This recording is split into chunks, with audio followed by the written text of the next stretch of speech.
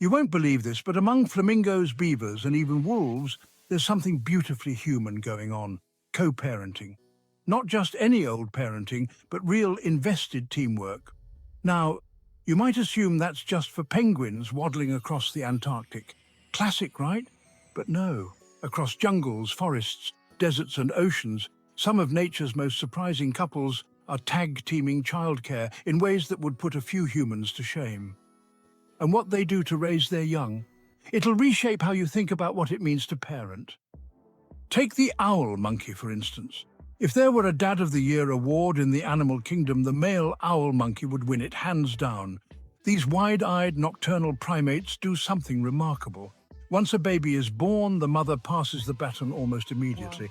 The father steps in, carrying the infant everywhere, through the trees, on hunts, even while sleeping. He only passes the baby back when it's time to nurse. It's like he's the walking crib, babysitter and jungle Uber, all rolled into one. But let's flip to the other side of the world, Antarctica. Emperor penguins face parenting at its harshest: freezing temps, blizzards, ice. The mother lays a single egg, then vanishes into the Antarctic night to feed. So who's left holding the egg? Dad. He stands motionless, balancing that fragile egg on his feet under a flap of skin for weeks without food, while temperatures drop to minus 60 degrees Celsius. That kind of dedication. It's not just survival, it's sacrifice at a cosmic level. And then we have beavers. You might know them as the dam builders of North America, but what most don't realize is they're also expert co-parents. After mating for life, beaver pairs build not just homes but communities. The male doesn't just help build the lodge, he helps protect it, groom the young, and teach them how to build and swim. It's a family business, and each member, from the tiniest kit to the patriarch, plays a role. Even wolves, with their misunderstood reputations, show us a different face of wild parenting. In wolf packs, both alpha male and female co-raise pups. But it's not just the parents, siblings, aunts, uncles, even last year's pups chip in. They hunt, bring back food, protect the den. It's what scientists call cooperative breeding. But let's call it what it really is: a village raising its own. And now, let's talk flamingos. Behind the flamboyant color and one-legged stance lies a truly synchronized parenting act.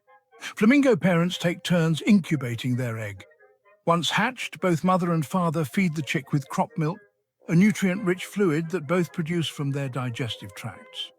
It's bizarre, sure, but it's also biology bending to teamwork. Gender doesn't matter, commitment does. Let's shift gears to the ocean. Seahorses. Now this one flips the parenting script entirely.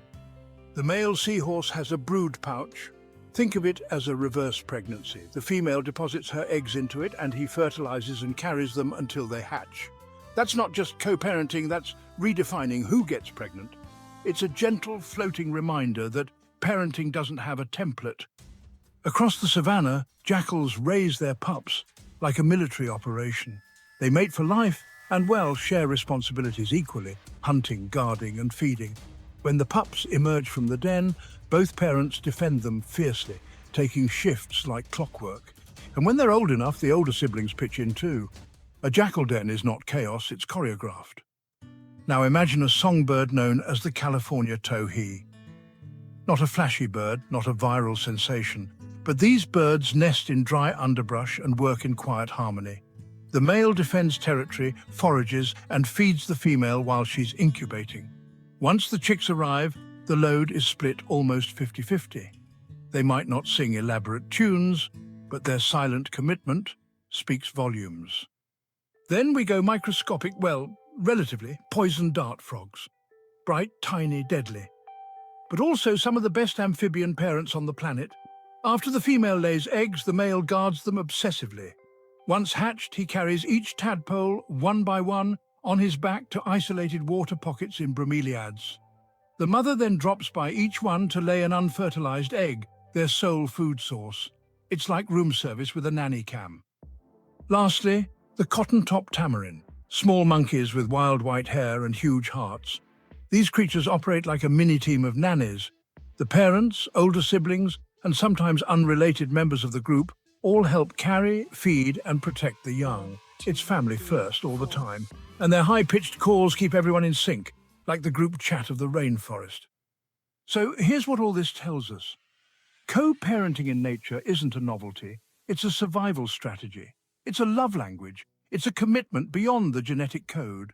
And whether it's a male fish giving birth or a wolf pack moving as one, these stories reveal a truth we too often forget. Raising the next generation is too important, too complex, and too beautiful to do alone.